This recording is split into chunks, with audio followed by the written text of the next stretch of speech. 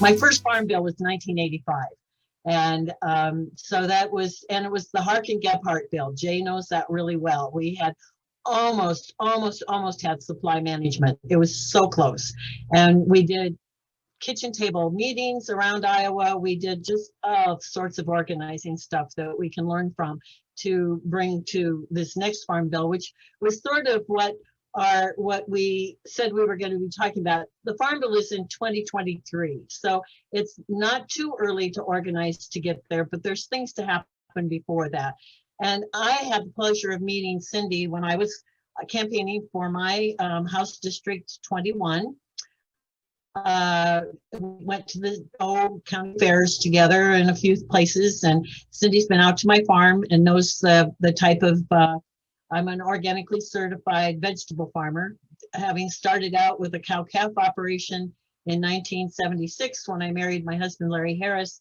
We went to milking cows, and then in the 1990s, we quit milking cows because the price of milk was so low, and I went to growing vegetables, and Larry went off the farm to work.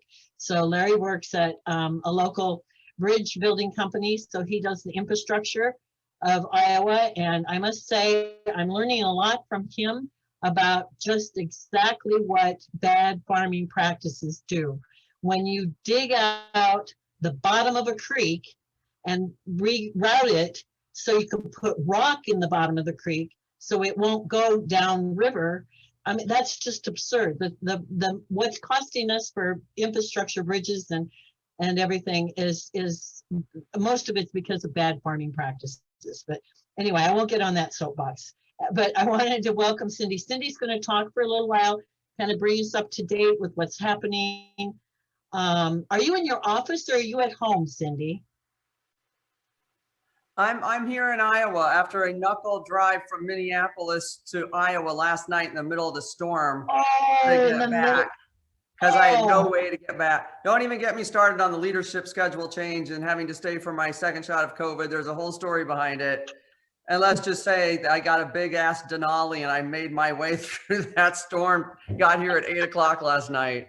Oh my goodness, girl. Well, it's up to you. I don't think you need any more introduction, but I'm really pleased that you're here. I'm pleased that you're so accessible and that we're bringing you about 60 people, which is just phenomenal. That a meeting like that would blow people away. So here you are. And I'll let Joe and I talked about having you to give about a 15-minute talk and that. And then I've got questions from people that I'd like to present to you.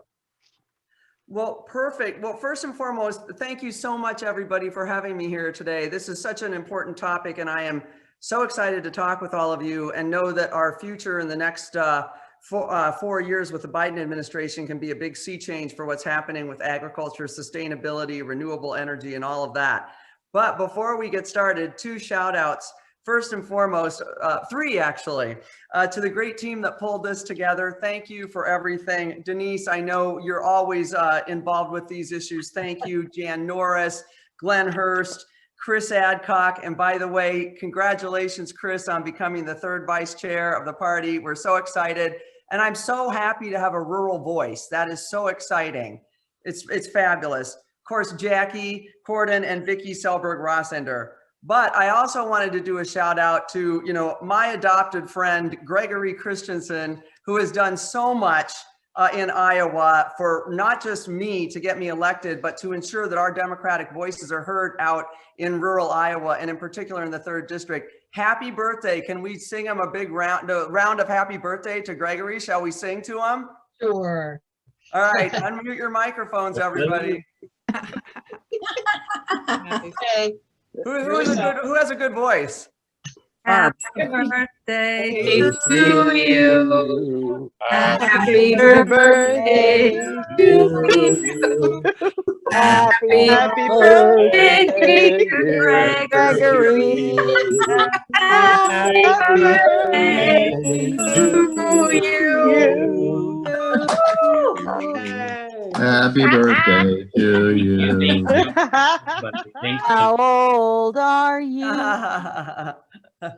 It's so good to see you, Gregory. And I was about ready to send you off a text, so I'm so glad I got to see you. And happy birthday. And thank you so much for everything. You are a tireless advocate for the Democratic Party, and you have done so much in this part of our state. I mean, it's so impressive, and we're so proud that you've decided to, welcome us into your extended family and be with here in Iowa to help us with this endeavor. So happy birthday, my friend.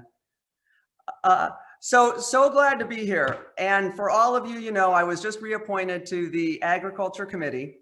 I always joke around that, I serve on financial services as well, which is an exclusive committee, but I say people in Iowa just care if I'm on agriculture. So I've made it a point to ensure that I stay on both of those committees, and I'm really excited to be a part of them. I want to tell you just real quick a little bit about our new chair on Agriculture Committee so that you're familiar with him. His name is David Scott. He's a wonderful man from Georgia. Son of sharecroppers, grandson of sharecroppers, great grandson of slaves, has farmed the land for his entire life, and he's dedicated to the issues that I know are so important to all of you. He wants to make sure that we have sustainable agriculture, that we have regenerative soil, that we can make sure that we keep the nutrients and we protect our water. He's acutely aware of how important it is to make sure that organic farmers, minority farmers, women farmers, that they get an opportunity and a seat at the table so that we can actually expand opportunity for farming and also look at urban opportunities for local and good food wherever we can as well. And I can tell you he's absolutely dedicated to fixing the food shortage issues in this country. It is a shame, just a shame, that we even have food shortages in this country, given the fact that we've got the best land that we could actually be growing edible foods on to feed people across not just our state, but this great land.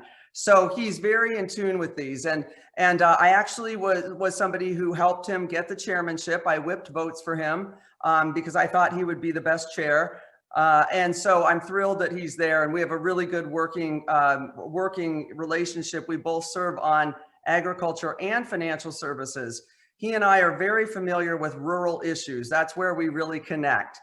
We both understand the issues that rural America faces, that we believe that for far too long, rural America has been overlooked, and that it's time that we turn that tide.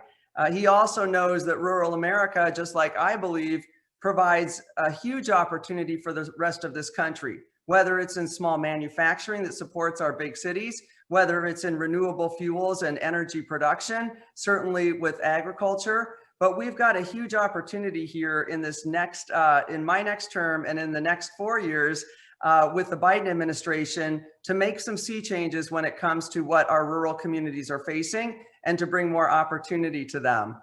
I can also tell you that since Joe Biden was elected, nominated, and then elected, Governor Vilsack, now Secretary Vilsack, and I have been working with the Biden administration to discuss the issues that Iowa faces, in particular, many of those around rural. And if you watch the inauguration, I hope you caught the fact that he mentioned rural and urban. And I was so glad. Frank and Kimberly, they know, they're in the marketing kind of branding business. They know what the words mean a lot. And so I was so pleased to have him say that. But I'll tell you, I've been in constant contact with their transition team. If I know anything about Joe already, he's a loyal guy. Representative Finkenauer, who I dearly miss as a colleague, said to me, Cindy, if you get behind him, he will never forget that you did that.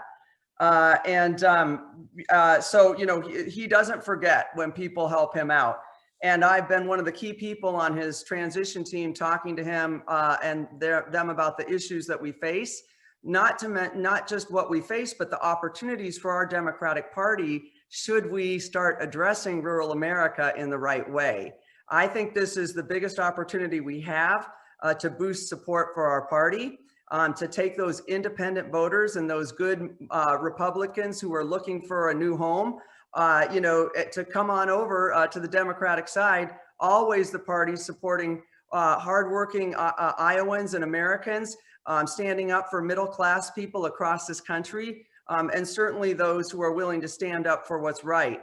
So I'm thrilled to have the ear of the Biden administration. And if you want me to pass anything up to them, or if any of you are interested in any position within that administration, please contact me. I'm moving a lot of things to them.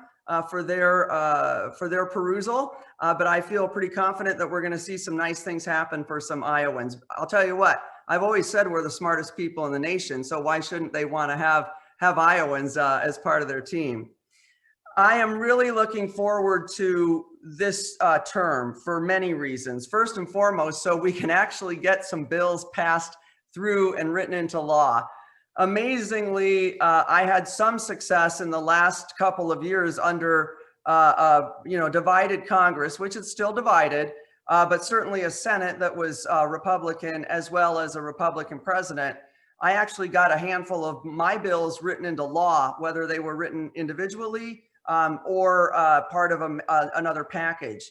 That takes me to one that I'm actually reintroducing that I hope to get into this new COVID package that we'll be putting together with the Biden administration, and that's expanding access to Rural Job Creators Act.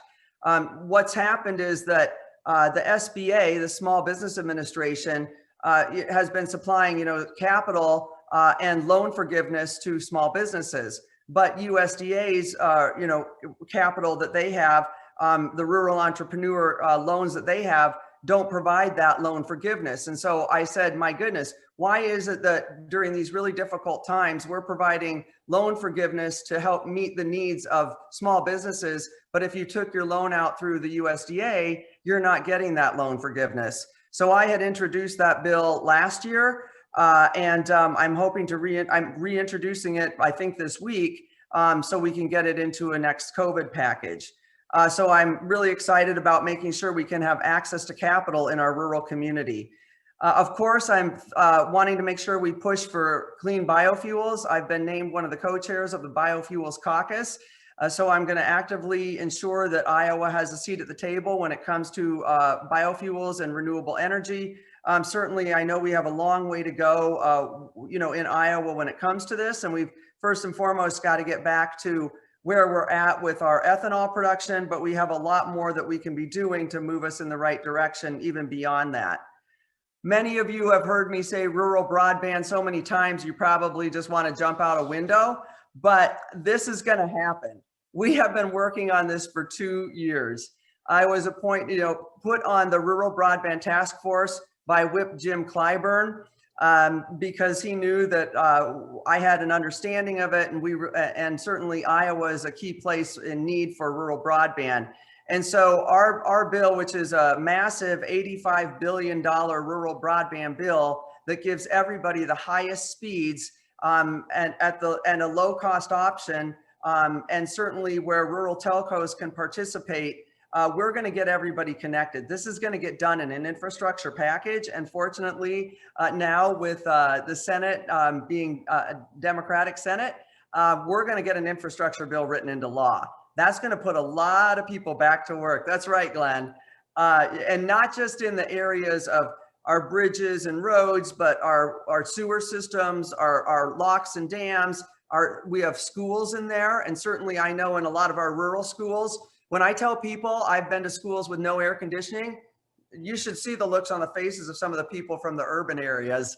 And so, this infrastructure bill will address that, as well as some of our hospitals, in particular, some rural, and then of course, broadband. So we're really excited to put this together, and that's going to be one of the bills that we're going to get out of the gate really quickly. We've got to get people back to work in good paying jobs. Let's make this like the CCC back in the day when we needed to put people back to work. Why Trump did not put this in place, I'm short. I just am floored by, but I'm glad he didn't, because he probably would have got reelected on that, because it was the smartest thing he could have done. But we're going to do it, and we're going to make sure that it's done the right way. Certainly following all of the rules around Davis-Bacon, ensuring that we hire Iowa workers, pay people well, get some of these rural folks back to work in this process. And, overcome some of those issues like, the Keystone Pipeline not going through here anymore with the president's pen, which is great. But those union workers are looking for work, and we need to find them work in other fields. This infrastructure bill is going to be a great opportunity for them, and all of the renewables that we're planning on putting into place. So, we've got a lot of work to do, but we're going to start putting people back to work. I'm also have been working on rural hospital relief legislation. It's somewhat of a companion bill with Senator Grassley's. We have a couple differences. Mine's, you know, that I'm going to keep in mind, because I think that when we hopefully get this moved through the Senate and written into law, we can actually fix our rural healthcare system, our rural hospital system. It's not going to be cheap. But what it's going to allow us to do is to deliver good services and emergency services within our rural hospitals, but not bog them down with the extensive costs that they have with beds that they can't fill and too much space. We can figure out how to use those things and address issues like mental health. You know, there's a lot of other things that we could be using those excess bed space for. So, you know, I'm going to be working on that. It was on my docket last time around, but gee, a few things happened after that, after we decided to bring that so it kind of got put, it's so big that when everything else was going on, it was not something that I could work on. Had to get us through trade wars, make sure that we got USMCA passed. Of course, unfortunately, the impeachment, you know, then moving into the renewable fuel standard waivers. And then of course, everything else we've seen with this president. So it is a great day here in Iowa and in this country to actually be able to move forward some of these positive agendas that will make a difference in people's lives. I want to let you know too, within agriculture, we're going to be addressing the meatpacking issues. First and foremost, we have to ensure that our workers have the security and safety that they need, but we should never be at a point where our smaller cattle producers can't make a good living because of the fact that the big producers really corner the market, and you know, we're in a cash market and leave us behind. So we're going to be fixing that, and that's also something that I've talked with Chairman Scott about. He's very solid on that as well. So that's something that we're going to be working through. Finally, near and dear to Denise here, conservation efforts. Certainly the Biden administration is planning on expanding conservation with the Farm Bill, as you talked about, including the Conservation Stewardship Program and the CRP. As a member of the House Ag Committee, we're going to be involved in, you know, these expansions, and we're going to start working on this, even though Denise, as you mentioned, this isn't going to come about for a couple more years now, but we need to start working on some of these initiatives. So there will be issues that we will be talking about, like biomanufacturing, carbon markets, and a lot of the legislation that we would like to see done that we will include in a farm bill. Which leads me to the last piece that I want to talk about is my Growing Climate Solutions Act, which is a market for carbon. Hey folks, let's open up a new market that allows us to retain soil nutrients by keeping carbon in our soil and opening up a market for our farmers to actually make money from. So we are so excited to have a chance at actually moving us in the right direction. And I'll tell you, with your support and with honesty to our farmers, I think we're going to get a lot of, a lot of support, even from some of our more conservative farmers who know that if we continue to go down this route, that it's not going to be successful for them. And, you know, I used to say, do you want to put your head in the sand or, you know, have a seat at the table? But now I'm going to say, do you want to put your head in the topsoil or do you want to have a seat at the table? Because, you know, we can have a seat at the table, and we have one with the Biden administration. And it was put into policy throughout the Select Climate the task force. And as I work with them, some of you all know, to make sure that we talked about agriculture within the climate recommendations that they made. The last thing I wanted was for folks who weren't from a state like Iowa to be working on these issues and not really understanding how we can address climate in a way that brings productive opportunities for the people here in our state. I didn't want them to look at it from the perspective of, you all aren't doing what you need to do, so we're going to tell you what you need to do. It needs to be the reverse of that. We know and we understand what it means to be good stewards of the environment. Our farmers, in many cases, are the best stewards of our environment. So instead of them and others telling us what we need to do in Iowa, I was able, along with Shelley Pingree, who's out of Maine, and she represents a quite a bit of agriculture as well, different from our agriculture. But we were really productive in working with the Select Task Force on Climate to ensure that agriculture had a voice, that there literally would be a table, a group of farmers who will be part of the discussion around climate. So this won't be done in a vacuum. So, you know, there's a lot that's happening. I am planning on doing as much as I'm hoping, you know, I got to keep a few things close to the chest till I get moving on them right now. But I'm hoping to be the voice of rural in this country for the Democratic Party. It's sorely needed. And nobody's talking about it at the level that it needs to be. And then unfortunately, sometimes the wrong voices are put on TV to talk about the issues that they might not know a heck of a lot about. So I've already started talking with leadership about this and started to, you know, get their buy-in on what I want to do. And as I move that forward, you know, I'll talk to you all about that. But that's my intention. I want to raise up the voice of rural in this country. I have been working to ensure that we are not an oversight anymore. And now is the opportunity to actually put that into plan and execute it and ensure that we're not seen as just a flyover state anymore, that we're seen as who we are, value added part of this country that supplies small manufacturing to big productions in urban areas, that supplies food for the country and the world, and that certainly has a massive contribution to the country's GDP. So I'm thrilled to be able to represent all of you again in Congress, and thank you so much for your support. As the last Democrat standing at a federal level, Lord, there are too many titles I didn't want to take on that night. You know, way too many. But you know what? I'm jumping in head first. And as my mom always said, you know, she said, you know, you always tried to bite off more than you could chew, but you always managed it. So I plan on, you know, standing up for what we need within the party and making sure that we win more races in this next election. But of course, ensure that I'm bringing a solid voice to Congress to represent Iowa, and then hopefully expanding past our district to be a voice throughout the entire state. Because right now, as the only Democrat, it's important that those other districts hear from a Democrat as well as just a Republican representative to truly understand what is getting accomplished and to have a factual understanding of the issues that we're addressing and how we're taking care of them. So I'm excited about 2021. You guys are all by my side, so we're going to be tenacious. And thank you so much for having me here. Well, and Cindy, thank you. You've touched on a lot of the questions that we have, and I'd like to probe a little bit deeper.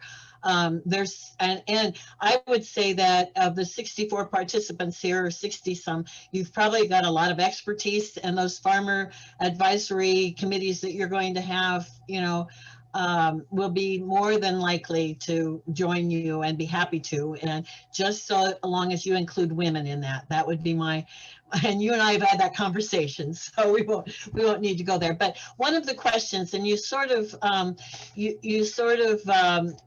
touched on it a little bit. There are people who are concerned about Governor Vilsack's appointment, because we've all worked with him. We like him. He started the Food Policy Council. He did, you know, local foods. He did all of these things, but he's also been representing in his private life a really big consolidated dairy industry, and the dairy industry has really suffered, especially in Wisconsin, of how many dairies are going out. So, and you sort of touched on it with meatpacking, although you didn't talk about concentration and consolidation. And so can you give us an idea about how you could work with that? Because we have already laws. We've worked on this since the 80s and no one's ever grabbed onto it, but we have antitrust laws. We need local manufacturing, like you said, local manufacturing. We also need local processing. Yep. We don't have enough meat lockers now. Nobody can find a place. People want to buy local. and they can't find a place to have the chickens butchered or the meat, the pork and that. And for the pork industry, you have to have a semi-load to be able to go to a packing plant as opposed to taking in a truck full. So could you touch on that for just a minute?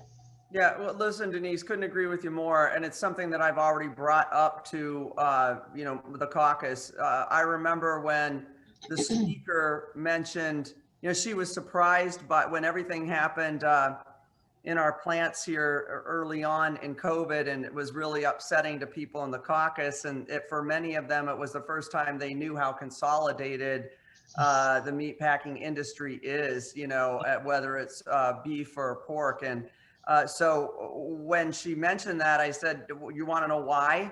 Let me talk about what's happened in Iowa in regard to the ability to process regionally, whether it is for beef products or pork, or whether it's, for any other product. I said at one point in time, I remember we had 12 or 15 different crops we grew in Iowa. I said, obviously we're basically down to soy and corn at this point. And a lot of that has to do with the fact that we've lost regional processing, and that capability is gone now. But certainly with our, beef and pork production as well. Governor Vilsack and I have discussed that issue. We have discussed it with the Biden administration. And I've been recently thinking it needs to go as part of our infrastructure bill. No better time to move forward that agenda than within an infrastructure. So it's something I'm planning on talking to my team about. I have a call with them tomorrow. It's on my agenda to see if we can get something in there like that. Now that'll be a change from where the infrastructure bill was before. And it was pretty hefty before. It's going to be a major price tag, but it will return itself. But if we can't get it into an infrastructure bill, if we're going to move forward on a climate bill, it's absolutely got to be in there, because we won't be able to accomplish those goals related to agriculture if we don't have regional processing. So I hear you. And it's, again, it's something that I've actually explained to the Biden administration, and they're knowledgeable about it. I hear what you're saying about Governor Vilsack. I was lucky to start my tenure at the state of Iowa under his administration, under the Accountable Government Act. One of the things that I really credit him for is an understanding that government can, do better with its effectiveness and its efficiency, and deliver better services without laying people off, and, without spending more money. It's what I did for 10 years then, literally working with state agencies to help them deliver those services more effectively. So what I see with Governor Vilsack is a real desire to improve government access, to improve the services that government offers, to make sure that we address the issues around agriculture in a more equitable way, in a more diverse way, in a way that also helps us, again, with our sustainability. Yes, I have told folks I'm not fond of the big lobby for dairy, but I think that Governor Vilsack, under the Biden administration, with the push of the Democratic House Caucus and where we're at with climate, really will be on board with what we're doing. And, I think that that he's on board with all of that. He certainly knows. And so I'll be there to make sure that we, keep check on everything. And certainly, as the House Agriculture Committee, we have a lot of opportunity to do that. I think that he's pointed in the right direction. I think that he realizes folks don't want to, that we know we need to break free of the big corporate approach that has unfortunately hurt too many of our small and, smaller and mid-sized farms. We'll have to maybe work with him on and move him through some of those issues, but I think he's in the right spot, and I think he's ready for it. I'm glad to hear that. I think, there's a great organization in Iowa called the Practical Farmers of Iowa, and they've just put out an incredible hour-long film called Livestock on the Land.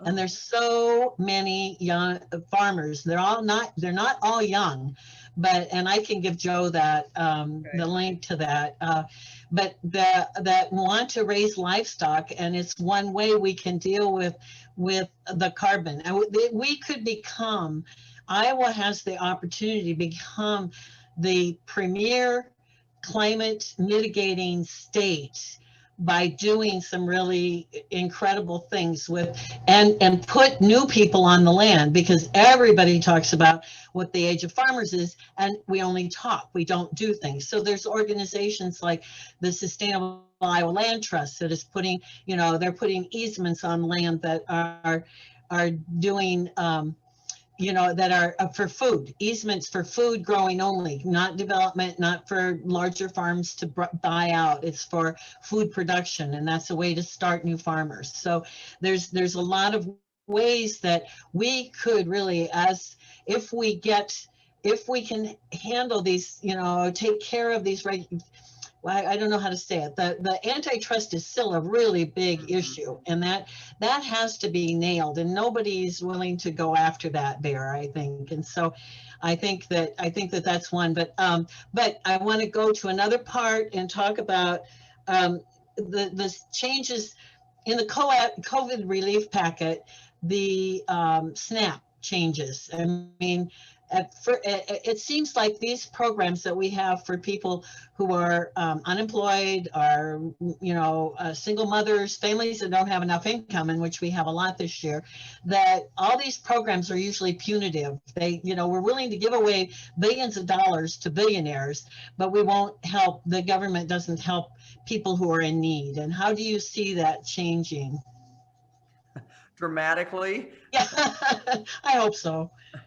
Yeah, listen, I can't tell you how painful it has been sitting on the other side of the aisle of my colleagues, for example, in financial services really is where I see a lot of this. And unfortunately, a belief from too many of my colleagues on the other side of the aisle that don't understand that the zip code that you grow up in has a major impact on your opportunities, your health, your education, that believes, honestly, because I some tough times in there listening to this, and then Katie Porter and I usually turn to each other and, you know, say something. I'll miss her. She's not going to be on financial services. But honestly, Denise, there's this unfortunate belief that from too many people on the Republican side that if you didn't pull yourself up by the bootstraps, then you're lazy and you didn't do what you needed to do. And I hear it in a lot of iterations, depending on the specific issue we're talking about.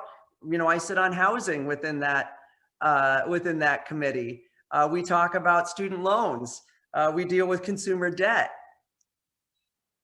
Very often it's about somebody's choice just being really bad, and that's the choice that they made. Well, sometimes when you have no other choice but to take a payday loan because that's the only choice you have to put food on the table, that's what you do.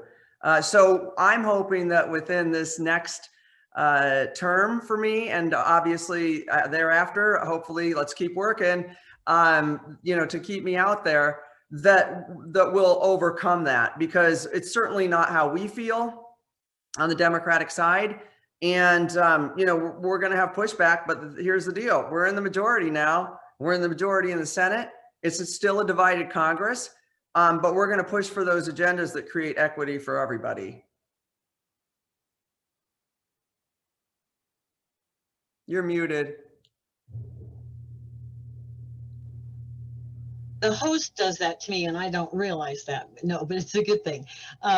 No, we need to get out of this me, and that we are, you know, we're helping our community. We're growing our community. We're helping those that have less chances of things, you know, or, you know, less opportunities in that. So with that, do you, how do I'm trying to figure out how to articulate that, the with the SNAP, are there things that we should be looking for or helping you on to be able to modify it in some way, the program that makes it more accessible?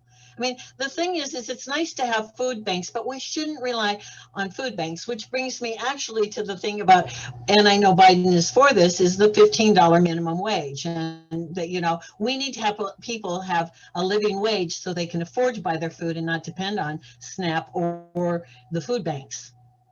Well, yeah, that's absolutely right. And certainly anything that you would like to push up for me within that capacity of SNAP as we move towards discussion around it would be great. I'd love to see us work on some different things. You know, I had a chance to go out to Capital City Fruit. I guess that was before COVID. So maybe early this last year. And they were doing a program. I think it was with Casey's, where they had, fresh fruit, and they have a really neat little stand. I don't know if you've seen them out there yet, but it was reasonable cost, fresh fruit, the basic fresh fruit and vegetables, the basics that you really need, and not just the brown banana sitting at the counter in Casey's that nobody wants to eat. Believe you me, I've been there plenty of times driving through the district, and I want to eat a banana, but not one of those. So all I do is eat pizza.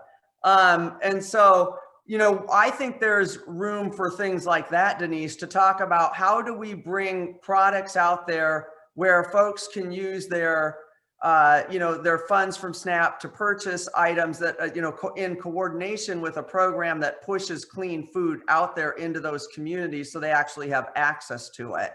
That's just one example. I think what we need to do is be really innovative about that. I think that we could look at increases in local gardening and, allowing people to, maybe we combine something with SNAP where people could actually have their own little garden space in a local garden or something like that. I say, let's just think outside the box and see what we can do differently. But the objective is really about bringing clean food, fresh fruit and vegetables and protein out to all parts of this country in a way where folks can have access to it in a dignified way. And people can make a living at it in a dignified way. I mean, so many people start out in this and they're enthused about growing food for local people and that. And we have an example in Iowa. We have several food hubs that are buying local food from the local farmers and then distributing it, and food co-ops. There's other ways to look at it besides the large distribution, that we have Prudent Produce. Tony Thompson's on here. He would be really great for you to talk to and talk about what he's got as a food hub. He's bringing in food and distributing it. And those are jobs. The farming are jobs, but people get into farming and on a vegetable farm, 20 acres or something like that, they've got healthcare needs and they've got college debt. Those are two of the huge things that they can't, and so there's a whole system that could be set up for a regional food system that would include community college to teach butchers, people who want to butcher. There are people out there that would want to do that. And people always say, oh, there's nobody wants to do that kind of thing anymore. But that's not necessarily true. It's an easy excuse not to do it. So there's the food system in this COVID-19 has shown its vulnerabilities. And it's such that if we ignore it and we don't take care of it, then it's our own fault and that. And I want to ask you, as we kind of transition, because we're going to run out of time here. This is so good. Someone asked the question about, is there the carbon markets? Now, there's pros and cons against this. Do you have any information that shows what a carbon market for farmers would do? Do you have anything? I mean, for us, it's really it's to sequester it and be paid for that. Right. That's how we see a carbon market, not necessarily a cap and trade or something. So to literally be able to ensure that you retain nutrients in your soil by making sure that the carbon is there where it's needed. and then being paid for that. So that's how we're looking at it. Now, we've got to get this bill put through. But I think, when we start looking at any of those types of opportunities within the Ag Committee, we'll be doing it from the perspective of ensuring that we're retaining soil nutrients, that we're looking at water quality, and that, that's what we're rewarding people for as far as new markets. Yeah, and there's questions, and I'm getting distracted by the questions that are coming up. But so I'm sorry. Carbon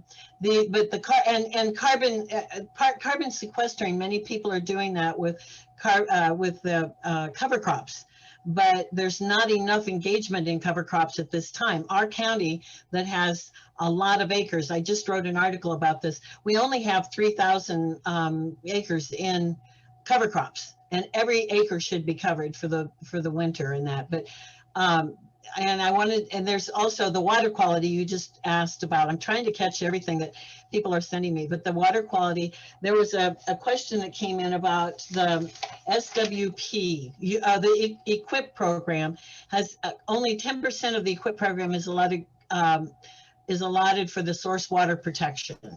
And so I wanted to talk about the EQIP and the role of our soil commissioners in dispersing federal dollars, and how important that is at a local level for someone to get elected to that commission. As a commissioner, I'm an assistant commissioner, and how important it is that those federal dollars that are coming down are dispersed in the county, and how those decisions are made and where they go. So and that's about water quality, it's about EQIP, it's about rotational grazing, it's about hoop houses. We got our hoop house with EQIP money. So can you touch on that? And then the second part of that, Cindy, I want to get before we leave is, there's a question here that will the USDA and DOJ robustly address agribusiness concentration? And that's back to the concentration consolidation again.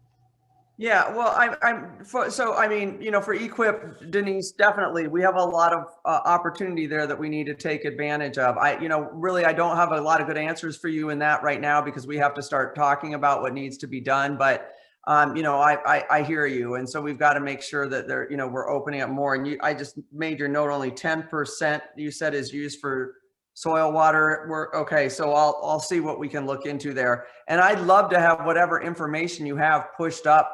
And I don't know if any of you guys know Sam Ward. Sam's on my team. He's our agriculture. He worked for Loebsack's team before he came to mine about a year and a half ago. We now have him in Iowa, which I think will be really great. And so Sam will be able to also come out and work individually with folks, which I think is going to be wonderful. And then, yes, agribusiness and concentration. Listen, we got to break this up. I mean, there's so much that's happening from the perspective of monopolies within the industry, from the impact that it has economically to literally obliterating so many of our Iowa farms, and not just in Iowa, but across this country. But honestly, from what it's taking from our food and the nutrients that our food should be providing in this country. And, I think about how we could be a much healthier country if we were producing food in a way that allowed us to retain those nutrients. And so, there's a lot that goes into play here with agribusiness. And I've had my butt chewed out already by the Iowa Farm Bureau, and that was fun discussion. I got them to leave the meeting working on a conservation thing with me, because I wasn't going to back down. If I want to use the term industrialized ag, I'm going to use that term, because unfortunately that's what's happened, to this country. And, we're now at a point where if you're not locked into particular markets, and you won't produce what essentially the government had, like for instance, in Iowa has structured to set up for us, which is really soy and corn, and not even production for food even.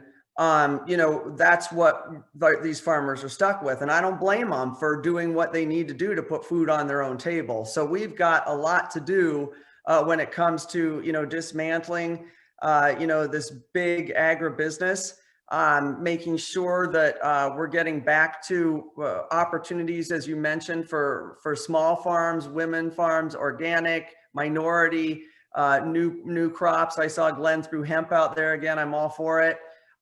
You know, we got to get moving on these agendas. And one of the things that we need to do is ensure that, just like we've done at a federal level, for instance, within financial services, to ensure that we didn't have industries who had full control over things. We've had, you know, that's why Dodd-Frank was put in place.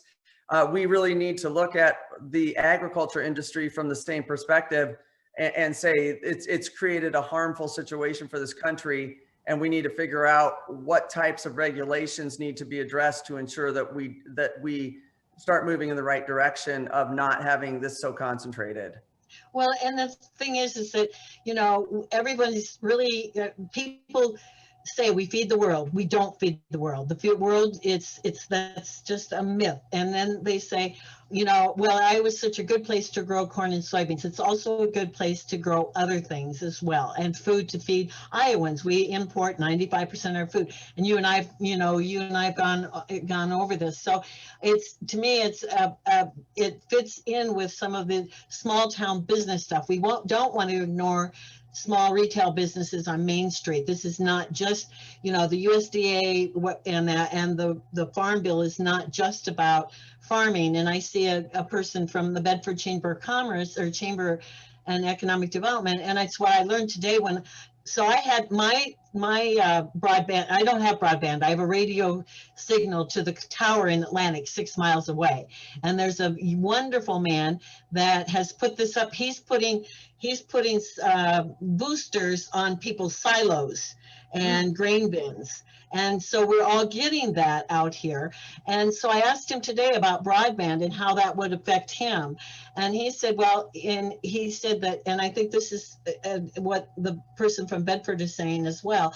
The grants that were in COVID, he said, were really, he said most of the ones for broadband were grabbed up by a Texas firm that bought $8 billion worth or something like that. And so what that does is what they'll take that and they'll buy out this man here that has a very local business that showed up in 30 minutes after I called him to fix my broadband so I could be on this call tonight. So anyway, he says that they grab them up and it's about census blocking. There's a bunch of things I don't understand, but it costs $8,000 to put broadband to this house. And he said that those people buy it up, they get the census block, and then they say they're covering it, and we get nothing because they've bought this little company, but they're not going to put broadband in. So there's, and I'm going to give Joe his information because he's got a lot of good information about that. But it's so oriented to big that small retail and businesses don't have the opportunity. Right. And so our broadband bill recognizes that and, you know, allows us to move beyond that, Denise, as you mentioned. I mean, it gives a lot of opportunity for our rural telcos that are doing a good job in ensuring that, you know, the communities have the connectivity that they need. And so I couldn't agree with you more. You know, I'll be honest, there's a lot within the RFP processes, the request for proposal processes within the government in general. I've worked a lot on these at the state level that unfortunately leave a lot of innovative, smaller businesses behind because of the way the language is written. Like, you know, for instance, show us where you know, like how quantity that you already have or whatever. Well, that doesn't mean you deliver better service, just you know, because Lord knows I got MediaCom here in Des Moines, for God's sake. It's always an issue. I would way rather have what's going on in Corning. You know, we've recognized that within this bill. And the nice thing is that Jim Clyburn's from a rural state and he knows this too. And it's nice to have somebody who understands you know, he comes from a place where kids are also sitting outside of McDonald's trying to get their homework done. He gets this. And so that's why he decided to put this together. And so we give a lot of opportunity to providers, and that it's exactly to address the issue that you're saying, Denise, that last mile where those larger providers come in and service an area to a point where they believe that they can get the return on their investment. And in many cases that leaves out entire blocks of, you know, homes and businesses out in a town or outside of the town. We see this already in our district. You know, Atlantic's a perfect example of, you know, where connectivity's good, and then, you know, up to town and then out of town, you know, it's different. So, and we've got a lot of towns like that. So our bill addresses this. Good. I am. It's that big versus little. And if we reshape, I mean, again, I just want to emphasize how Iowa can become the, you know, the model for farmers mitigating climate change. If we can get out of this agribusiness industrial. I'm so glad to hear that you talk about industrial agribusiness. I hate to call it agriculture because it's ruined Iowa. We have no good water, we have no good air, and the soil is dead. And so at what cost? It's to have industrial agriculture. So anything, and I think all the folks here, I want to thank everybody. They've been putting really good stuff in the chat, and you've been excellent in your answering back. I really appreciate your accessibility, and you know, I expect that when we start Farm Bill stuff that there might be some fly-ins to be able to testify in front of Congress, or now that we have this Zoom thing, everybody's getting it down, that we'll have, you know, the ability to, you know, to do a lot more transparency about what's going on in the committee meetings. And Glenn tells me we have about 5 minutes, so I'll let you wrap up, and then he's going to wrap up if you want to finish, and then he'll wrap up too. But I want to thank everybody for coming and hanging in there with us tonight. That we've had over 60 people, and I think it's just great. Yeah, it's a great turnout. There's like, you know, I could say something individually, literally to everybody on this call, whether it's Elizabeth's dog that I get to see on a regular basis on social media, or of course, David, who makes sure I've got gas money in difficult times here in Iowa. You know, on and on and on to everybody that's here. And I'm so thankful for what you're all doing. Please send me whatever information you have. Honestly, we have I can't tell you how excited I am about this opportunity.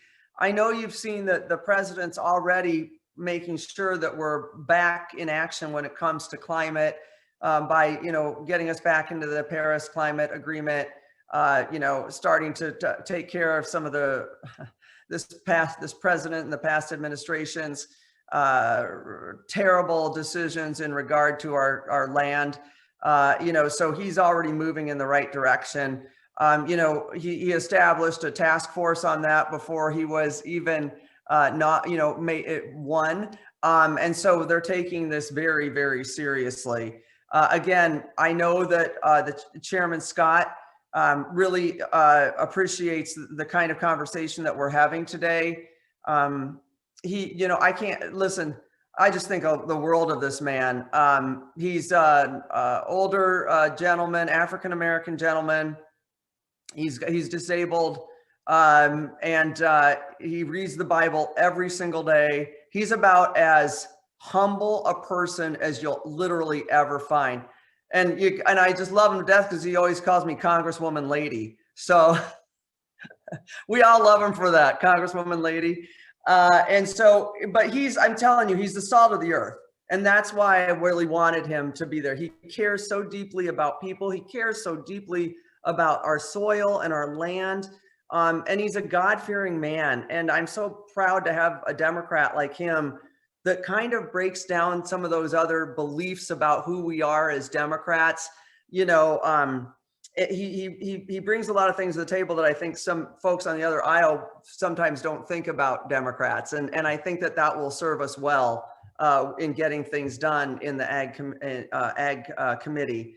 I also know how important it is to make sure that we have the right Farm Bill I was there at the Department of Natural Resources when it had to be sent in the back to the Branstad administration, and the pain in our scientists to have to dumb it down, to go back. As I was a division administrator,